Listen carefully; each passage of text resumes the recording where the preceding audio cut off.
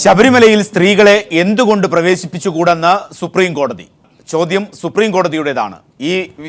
ഇതിന്റെ വിശദാംശങ്ങൾ പരിശോധിക്കുമ്പോൾ KVS ഹരിദാസ് അതിഥികളായി, A സജീവൻ, ഡോക്ടർ ഗീനകുമാരി, എഴുത്തുകാരനും ആക്ടിവിസ്റ്റുമായ PP സത്യൻ, ഫക്രുദ്ദീൻ അലി എന്നിവർ തത്സമയം ചേരും. സുപ്രീം കോടതിയുടെ ഈ നിലപാട്, അതിനോട് ദേവസ്വം ബോർഡും സർക്കാരും എന്ത് നിലപാടാണ് സ്വീകരിക്കുന്നത്? സ്ത്രീകളെ സംബന്ധിച്ചുള്ള വിഷയം, ശബരിമലയിൽ എന്തുകൊണ്ട് സ്ത്രീകളെ പ്രവേശിപ്പിച്ചുകൂടാ? ചോദ്യം സുപ്രീം കോടതിയുടേതാണ്. ഭരണഘടന വിലക്കാത്തിടത്തോളം കാലം സ്ത്രീകളെ തടയാൻ ദേവസ്വം ബോർഡിന് അധികാരമില്ലെന്നും സുപ്രീം കോടതി. എന്തുകൊണ്ട് സ്ത്രീകളെ പ്രവേശിപ്പിച്ചുകൂടാ എന്ന് സുപ്രീം കോടതി ചോദിക്കുമ്പോൾ പാനലിസ്റ്റുകളായി KVS ഹരിദാസ്, അതോടൊപ്പം തന്നെ എഴുത്തുകാരനും ആക്ടിവിസ്റ്റുമായ PP സത്യൻ, മുതിർന്ന മാധ്യമപ്രവർത്തകൻ A സജീവൻ, ഡോക്ടർ ഗീനകുമാരി, നിരീക്ഷകൻ ഫക്രുദ്ദീൻ അലി എന്നിവർ ചേരുന്നു. ആദ്യം KVS ഹരിദാസിലേക്ക്. ശ്രീ KVS ഹരിദാസ്, സുപ്രീം കോടതിയുടെ ചോദ്യം ഇതാണ്: എന്തുകൊണ്ട് ശബരിമലയിൽ സ്ത്രീകളെ പ്രവേശിപ്പിച്ചുകൂടാ? താങ്കളിലേക്ക് ആ ചോദ്യം പകരുന്നു.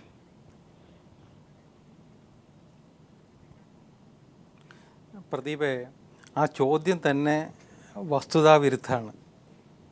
ശബരിമലയിൽ സ്ത്രീകളെ പ്രവേശിപ്പിക്കുന്നുണ്ട്, അത് നമ്മൾ ആദ്യം മനസ്സിലാക്കുക. ബുദ്ധക്ഷേത്രം, ബുദ്ധ വിഹാരമായിരുന്നു ശബരിമല എന്നുള്ള കാര്യം എല്ലാവർക്കും അറിയാം. അത് ചരിത്രം അറിയുന്ന ആർക്കും അറിയാവുന്ന കാര്യമാണ്. അത് പിന്നീട് സ്വാഭാവികം, ഞാൻ അതിന് കുറ്റപ്പെടുത്തുന്നില്ല. പല ക്ഷേത്രങ്ങളും പല ബുദ്ധവിഹാരങ്ങളും ഒക്കെ അട്ടിമറിക്കപ്പെട്ടിട്ടുണ്ട്, ജൈന ക്ഷേത്രങ്ങൾ അട്ടിമറിക്കപ്പെട്ടിട്ടുണ്ട്. അങ്ങനെ സ്വാഭാവികമാണ്. ഇപ്പോൾ ഇന്ന് പോലും മാധ്യമങ്ങളിലുള്ള വാർത്ത, ഉത്തരേന്ത്യയിലൊരു ജൈന ക്ഷേത്രത്തിൽ 51ഓളം വിഗ്രഹങ്ങൾ അടിച്ചു മാറ്റിപ്പോയി എന്നുള്ളതാണ്. അപ്പോൾ അതൊക്കെ ചെയ്യാം. അപ്പം ആരാധനയുടെ കാര്യത്തിൽ നമ്മളൊരു എത്രയോ കാലത്തെ ആയിരത്താണ്ടുകളുടെ ഒരു പ്രശ്നമൊന്നും പറയേണ്ട കാര്യമില്ല.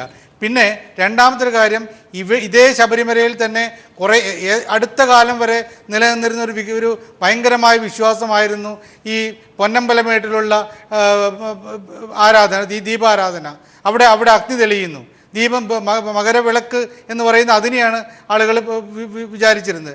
അതിനെക്കുറിച്ചുള്ള ഒരു സങ്കല്പം അന്ന് എത്രയോ കാലമായിട്ട്, എൻ്റെയൊക്കെ ചെറുപ്പത്തിൽ യുക്തിവാദികൾ അക്കാലത്ത് അവിടെ പോവുകയും അടികൊള്ളുകയും ഭീകരമായ രൂപത്തിൽ പീഡിപ്പിക്കുകയൊക്കെ ചെയ്തു. അടുത്ത കാലത്ത് ഇത് മാറിയല്ലോ. അത് മനുഷ്യന്മാർ കത്തിക്കുന്നതാണെന്ന് വന്നു, കർപ്പൂരം കത്തിക്കുന്നതാണെന്ന് വന്നു.